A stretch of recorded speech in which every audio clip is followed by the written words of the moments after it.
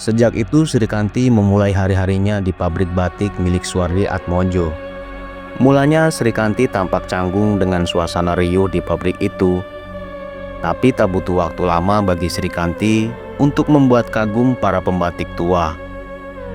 Gerak tangannya lembut, stabil, seolah setiap garis yang ditorehkan sudah ditenun oleh sesuatu yang lebih halus dari pengalaman. Motif klasik yang biasanya memakan waktu lama di tangan Srikanti seperti bernyawa. Polanya mengalir luwes, motifnya rapi, tak ada garis patah. Para pembeli mulanya bertanya-tanya, siapa pemantik perubahan drastis kualitas batik Randu Hinggil ini? Dalam hitungan bulan, penjualan batik Suwardi Atmojo melonjak di luar dugaan. Tidak hanya pabrik yang memperhatikan, Rusyanto pun mulai mengamati Srikanti dengan cara yang berbeda. Sang pewaris pabrik batik itu tak tahu kapan tepatnya rasa itu tumbuh.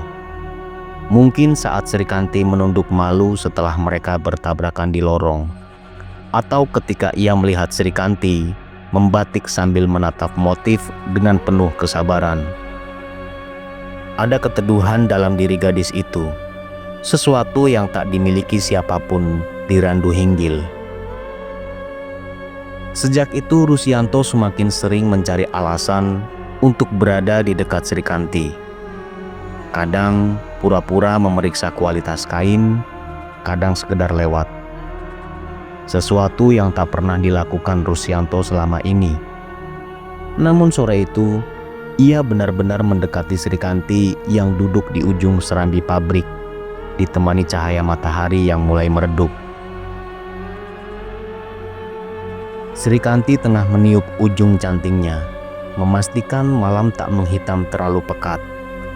Rusyanto berdiri beberapa detik sebelum akhirnya memberanikan diri berbicara.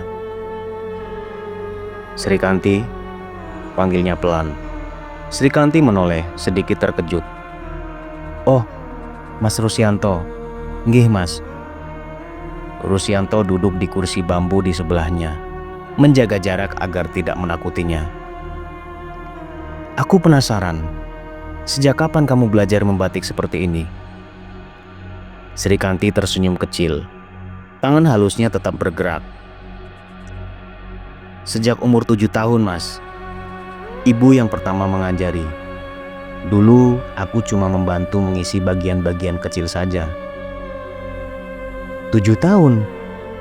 Itu sangat muda, ujar Rusyanto kagum. "Terus kenapa bisa halus begini? Garis-garisnya tidak pernah putus." Srikanti tertawa lirih, suaranya lembut. "Ibu bilang, tangan yang sabar akan memimpin garisnya sendiri. Kalau hati kita gerusa-gerusu, garisnya ikut gemeteran." Rusyanto menatapnya lebih lama dari yang seharusnya. Ada keteduhan dalam cara Srikanti menyentuh kain. Bukan hanya sekedar bekerja, tetapi seperti berbicara dengan setiap motif. "Terus, kenapa kamu suka membatik? Apa cuma karena diajari?" Srikanti menggeleng pelan. "Aku suka membatik karena batik itu cara orang desa seperti aku bercerita."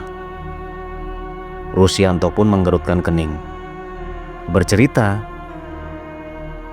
Srikanti kemudian menurunkan cantingnya. Ia memandang motif yang sedang ia kerjakan. Sebuah bunga dengan ekor garis yang melengkung seperti gelombang angin. "Setiap titik itu doa, Mas. Setiap garis itu jalan dari hidup yang kita pilih. Dan setiap motif itu kenangan. Ada yang tentang sedih, ada yang tentang takut, ada yang tentang syukur." Para pembatik tua yang melihat dari kejauhan mulai berbisik-bisik. "Rusyanto kelihatan perhatian banget yo. Srikanti ki ayu tenan. Cocok dengan pewaris." Bisikan-bisikan itu bukan hanya gosip. Ada harapan kecil yang diam-diam ikut tumbuh dari hati para pekerja, bahwa mungkin untuk pertama kalinya Randu Hinggil akan menyaksikan sesuatu yang manis dalam sejarah panjang pabrik itu. Namun tidak semua orang menyambut kabar ini dengan hati tenang. Sore itu, saat cahaya matahari mulai pudar di balik dinding pabrik, dua pembatik tua tadi yang berbincang lirih sambil melipat kain, tanpa mereka sadari, didengar oleh Suwardi Atmojo yang berdiri tak jauh. Suwardi mendengar dengan jelas nama anaknya dan nama Srikanti disebut dalam satu kalimat yang membuat dadanya mengencang. Wajah Suwardi memucat, jauh lebih pucat daripada mbah misterius yang pernah dilihat Srikanti. Ada ketakutan tua yang bangkit dari dalam dirinya. Takut pada sesuatu yang bukan manusia, takut pada perjanjian yang tak pernah boleh berubah. Pergolakan batin itu merubah raut wajah Suwardi. Wajahnya mengeras. Di balik ketegangan seorang juragan batik termasyhur, ada sesuatu yang jauh lebih gelap. Suwardi dalam persimpangan, sangat mafhum bahwa keluarga Atmojo menjalani kehidupan bersama laku yang harus dibayar mahal. Ya, ritual ngunduh getih. Perjanjian rahasia yang diwariskan dari Harja Atmojo tidak pernah benar-benar hilang. Dan Suwardi tahu jika waktu imbalannya semakin dekat.